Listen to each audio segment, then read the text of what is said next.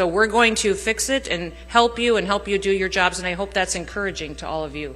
In a big win for the U.S. president and his immigration agenda, a federal judge has denied a bid to block a Trump-era data-sharing deal between the Internal Revenue Service and immigration authorities.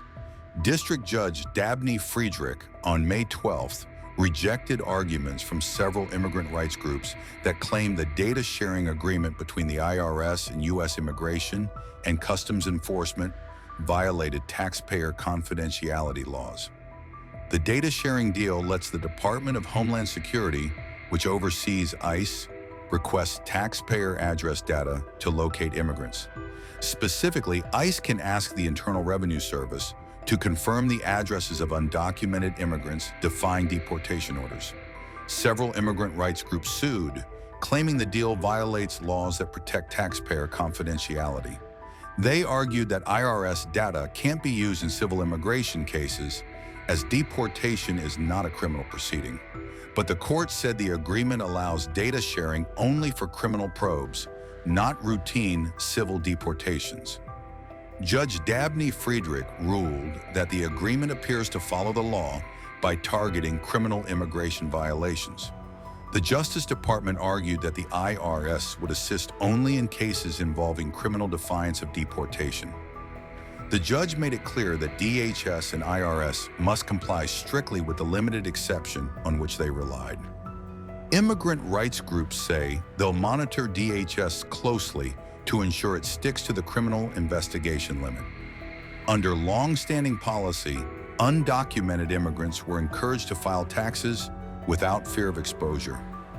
Now that trust is eroding, some undocumented taxpayers are skipping filings out of fear of deportation. The order by U.S. District Judge Dabney Friedrich came amid a lawsuit by Centro de Trabajadores Unidos and other immigrant rights groups against Treasury Secretary Scott Bessent. The court concluded that no imminent harm was shown because the IRS hasn't yet shared any data. The deal was pushed through in early April over the objections of several top career IRS officials who refused to sign it because of legal concerns. A Treasury official reportedly said the agency is committed to privacy, but must assist law enforcement in criminal cases. We're going to treat everybody the same. Regardless of who they are, the laws will apply equally, and we will have the scales of justice back in place, but also understands that this may be difficult for some families, that families will be impacted, that some that have been in our country for many, many years, and will be able to stand there with the perspective of a wife and a mom and a grandma and communicate that to people, that we're going to work to make sure that we're not picking and choosing winners, but we're going to do this in a way that makes sense, and we're going to work with the American people to give their country back. I'm thankful he trusted me with that, and the mission of this department is to protect the country and to secure it within its borders and the homeland with integrity and with honesty. And what that means is we're going to be transparent. We're going to talk to you different than we ever have before. We're going to be more accountable. When you say things to me, we're going to run the traps on it and make sure you're telling me the truth. We're going to evaluate your contracts. We're going to make sure you're not taking more money of the taxpayers that isn't supposed to be spent, but that it's going to be deployed in a much more efficient way, and it's going to benefit the men and women who are on the front lines, and that we're going to have their backs finally. We're letting them do their jobs. And what I'd like to do is have every law enforcement officer in this room stand up. CBP, ICE, HSI, Coast Guard, law enforcement, federal, local, and state, stand up and let us give you a round of applause and thank you for all that you've done to protect our country.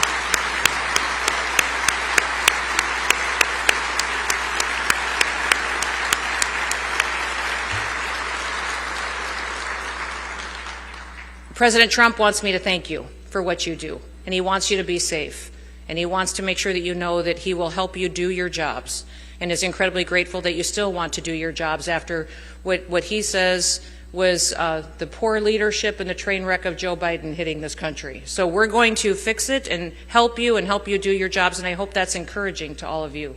During one of my trips down to the border when I was still serving as governor, I remember one of our Border Patrol officers and agents saying to me, listen, there's just no consequences for crossing our border.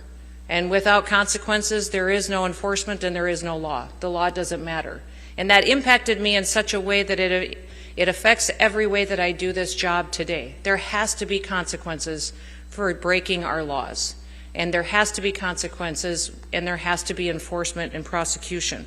We are going to use every single tool that we have, and I'll run through a couple of those tools that I think are going to change the way that we operate in this country, and that it'll be ways that industry can partner with us. We're using new technologies in ways that we never have before. We're going to deploy new technologies not only at the border, but at our ports of entry and in our interior to make sure that we're sharing information with other agencies at all levels, and we're also going to be sharing more information, biometrics, DNA testing, and being much more efficient, working to get everybody more authorities that they need to be able to take action in every single interdiction that we have. That all of our agents can go in there and deal with what they face, whether it may be drugs or trafficking or breaking of laws that would be impacting a community in different ways that they just weren't empowered to do before. And we'll be deploying and partnering with industry to be more efficient and accountable to make sure that we're making the best use of our time. The CBP One app is one app that was deployed during the last presidential administration that we have completely changed. It was interesting, I did ask the federal government if we took the CBP One app and shut it down on day one, which we did do, how long would it take us to develop an app that would deport people and allow people to self-deport? And the federal government told me, boy, that's probably going to take us 4 to 6 months. So I went to Elon and his guys, and they said, we can do that in 24 hours. And in 24 hours, we had the CBP Home app up that allows individuals to go in there and send them messages from the federal government that says, if you are here illegally now, go home. And soon it will be that you can get on that app, and it'll be not only should you go home right now, but we will help you buy your plane ticket and your travel documents so that you can go today. We are, for the first time since World War II, enforcing the Alien Registration Act. The Alien Registration Act says that if you're in this country for longer than 30 days illegally, you must register with the federal government. And when those 30 days are up, and if you haven't done that, now we can criminally charge you. And we can go in and take you out of your home and deport you out of this country. And every day that you overstay, you are subject to up to $1,000 fine, and that you will be in violation of that. And when we deport you, you may never be allowed back into the United States again. But if you self-deport, and if you leave now and you use that app and you work with us to take you home, you may get the chance to come back and avoid those fines. If you think about people that have been in this country for years, that could be financially devastating to them with those fines and consequences. And that is why we are encouraging people to make sure that we're sending the message out that they need to register, self-deport, and get the opportunity to come back again. We'll have to definitely build out our immigration judges and our immigration courts to facilitate that, but that is something President Trump is definitely focused on making sure we have the resources to do. We also are working hard on enforcing the Alien Enemies Act, which I'm sure you saw the Supreme Court made a decision on yesterday. And we are going to continue to use that to deport the worst of the worst out of our communities and make sure they're facing consequences in their home countries for the actions that they've taken to be involved in gangs that are now foreign terrorist organizations, thanks to the designation that President Trump has given us. We'll continue to go after those with final removal orders and make sure that they are taken out and flown out of this country. And I'm so thankful to our fantastic Secretary of State, Marco Rubio, who has facilitated this with dozens of countries and making sure we have the travel documents we need to get people home. We need the infrastructure and the detention centers to hold people, but we are sweeping up individuals, and we're getting that infrastructure in place and putting this operation on steroids so that we can do it faster and make sure that we're doing our job more effectively for President Trump.